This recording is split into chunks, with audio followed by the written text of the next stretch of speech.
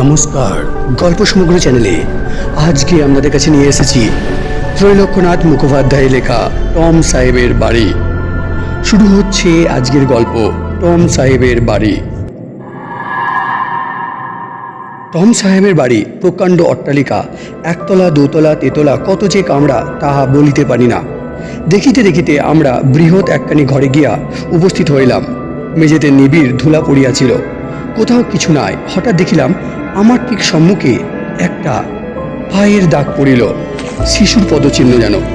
তাহার আগে কি আশেপাশে আর কোনো দাগ নাই, কেবল সেই একটি দাগ মাত্র। অগ্রসর হইয়া সেই পদচিহ্নের ওপর আমার নিজের পা রাখিলাম। অমনি ঠিক সেই সময়ে আমার সম্মুখে আরেকটি পায়ের দাগ পড়িল।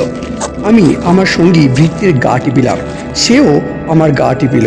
এইরূপে যতই যায় আগের ধুলোর উপর ততই একটি শিশুর পদচিহ্ন অঙ্কিত হইতে থাকে। কেবল এক পায়ের চিহ্ন, দুই পায়ের দাগ পড়ে না।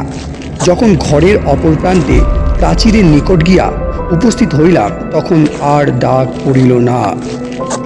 সে ঘর হইতে বাহির হইয়া আমরা অন্যান্য ঘর পরিদর্শন করিতে লাগিলাম। ক্রমে একখানি বড় ঘরে গিয়া বসিলাম। তখন রাত্রি হইয়াছিল। ভৃত্য বাতি জ্বালাইয়া আমার সম্মুখে টেবিলের উপর রাখিল। সহসা ঘরের অন্য দিক হইতে একখানি চৌকি যেন হাওয়ায় ভাসিতে ভাসিতে ঠিক আমার সম্মুখে আসিল। আমি বলিয়া উঠিলাম, বাহ, হে কি! ক্রমে দেখিলাম সেই চৌকির ওপর যেন কি বসিয়া রহিয়াছে। মানবের আকৃতি বটে, কিন্তু তাহার দেহ যেন অতি তরল ধূম দ্বারা গঠিত।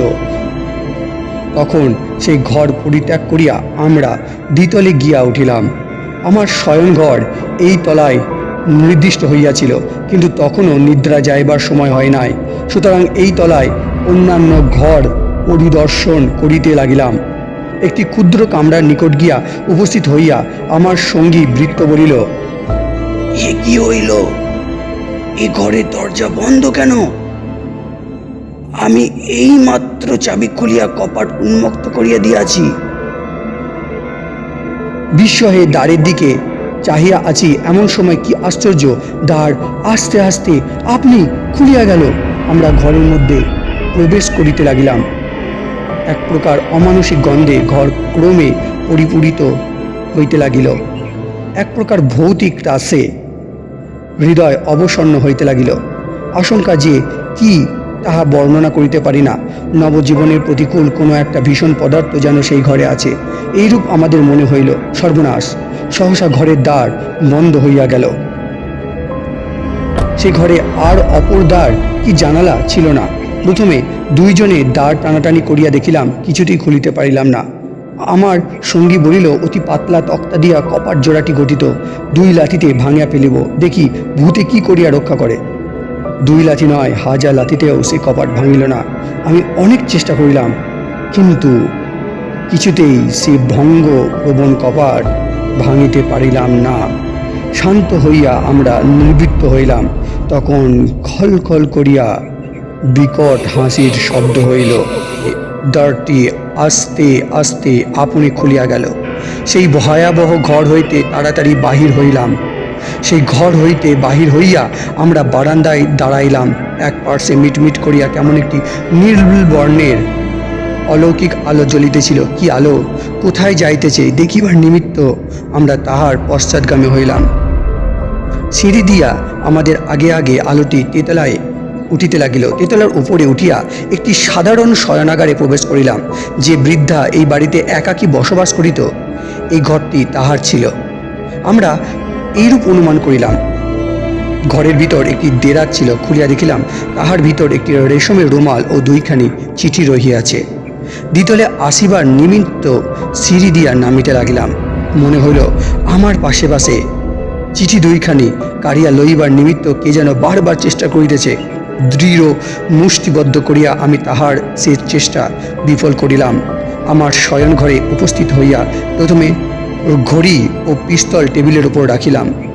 নিকটস্থ ছোট একটি ঘরে ভৃত্যকে শুইতে বলিলাম। মাঝের দ্বার যে পত্র দুইখানি উপর হইতে আনিয়াছিলাম, এক্ষণ তাহা পড়িতে লাগিলাম।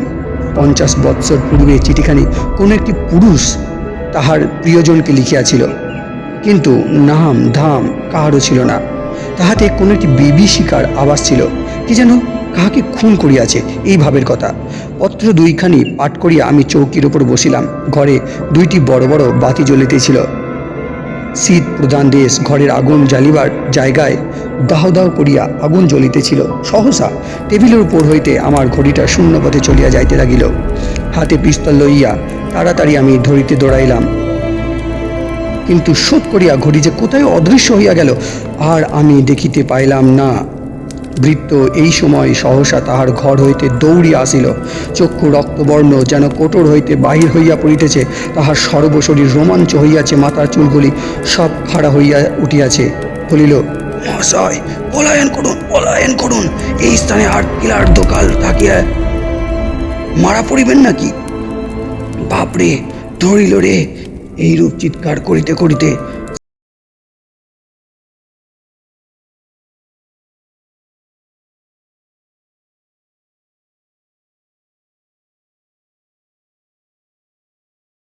না ধরিতে সে দরজা খুলিয়া ঊর্ধ্বশ্বাসে পলায়ন করিল।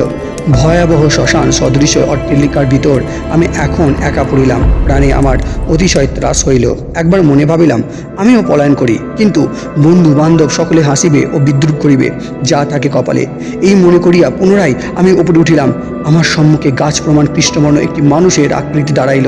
তাহার মস্তক ছাদে ঠেকিল। সেই মস্তকে চক্ষু দুইটি জ্বলিতে লাগিল। সর্বশরীর আমার শিহরিয়া উঠিল। পিস্তলটি হাত হইতে পড়িয়া গিয়াছিল। আমি তাহা লইবার নিমিত্ত হাত বাড়াইলাম। অসাড় ও অবশ হাত উঠিল না। আমি দাঁড়াইবার চেষ্টা করিলাম, অসাড় ও অবশ পা উঠিল না। চিৎকার করিতে চেষ্টা করিলাম, মুখ দিয়া কথা বাহির হইল না। জ্ঞাত হইবার উপক্রম হইল, কিন্তু তখনও একটা চিন্তা শক্তি আমার মনে ছিল। ভাবিলাম, যদি ভয় করি তাহা হইলে নিশ্চয় আমি প্রাণ হারাইব। এইরূপ মনে করিয়া অনেক চেষ্টা করিয়া ধৈর্য ধরিয়া রহিলাম।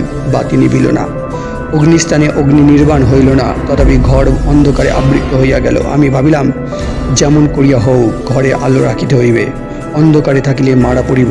পুনরায় উঠিতে চেষ্টা করিলাম। এবার উঠিতে পারিলাম। আস্তে আস্তে গিয়া একটা জানলা খুলিয়া দিলাম। জ্যোৎস্না রাত্রি ছিল। অল্প অল্প চাঁদের আলো ঘরে প্রবেশ করিল। সেই আলোকে দেখিলাম যে তাল বৃক্ষ প্রমাণ কৃষ্ণবর্ণের বিকট মূর্তি তখন সম্পূর্ণভাবে ঘরে নাই। কেবল তাহার ছায়াটি এক পার্শ্বে দণ্ডায়মান রহিয়াছে। পুনরায় গিয়া চৌকিতে বসিলাম। পীত, হরিত, লোহিত নানা বর্ণের গোলাকার আলোকে এক্ষণে ঘরের চারিদিকে ঘুরিয়া ও গড়াইয়া বেড়াইতে লাগিল। তাহার পর ভূমিকম্প হইলে যেমন হয়, ঘর সেই রূপে দুলিতে লাগিল। যে চৌকির ওপর চিঠি দুইখানি রাখিয়াছিলাম, তাহার নিচ হইতে ঠিক জীবন্ত মানুষের রক্ত মাংসের হাতের ন্যায় একখানি স্ত্রীলোকের হাত বাহির হইল।